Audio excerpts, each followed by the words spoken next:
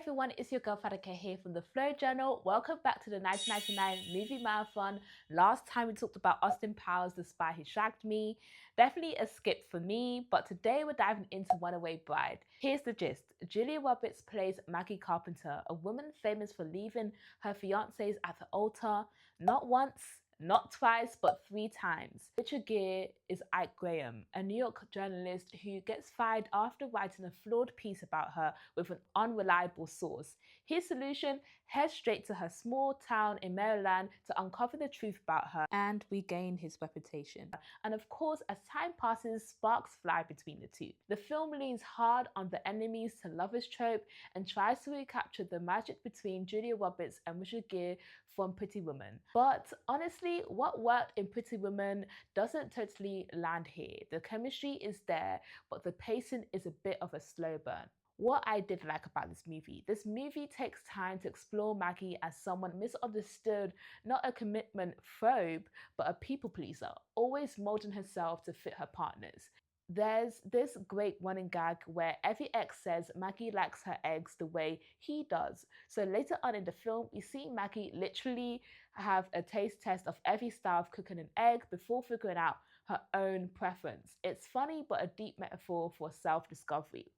But here's my real gripe about this movie. Why do so many romantic comedies use this tired trope where the meant-to-be couple only realize their true feelings for each other at the absolutely worst moments, like when they're about to get married to someone else? Instead of just being honest, end up emotionally cheating and leaving their current partner totally blindsided. In Runaway Bride, Maggie and Ike literally kissed at her own wedding rehearsal right in front of her fiancé Bob. Huh? It's not romantic and it's just messy. And let's be real, how is Ike suddenly the one for Maggie when he started out by writing a false story about her? Plus, I want to add that Ike was notoriously known in his place of work for writing articles that was misogynistic and painted women in a bad light.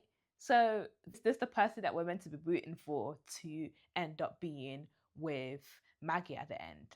Spoiler alert, Maggie does her signature move, runs away from Ike too, but eventually she comes back, apologizes and proposes to him herself, having finally figured out what she wants.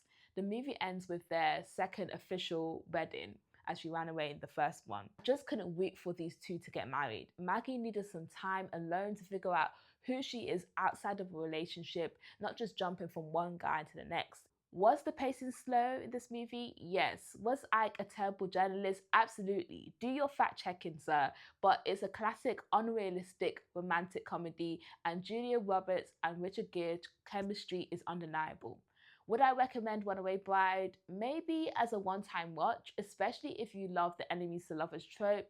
But honestly, I would have preferred a version where Maggie enjoyed her singlehood, and got to know herself truly.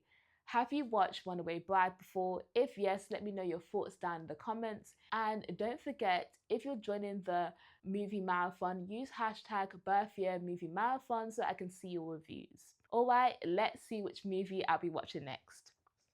Got my box over here.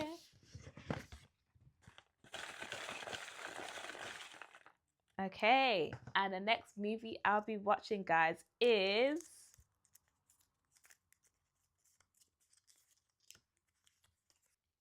American Pie.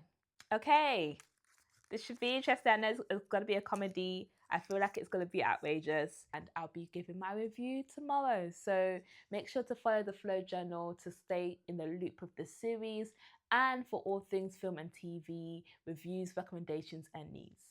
See you next time.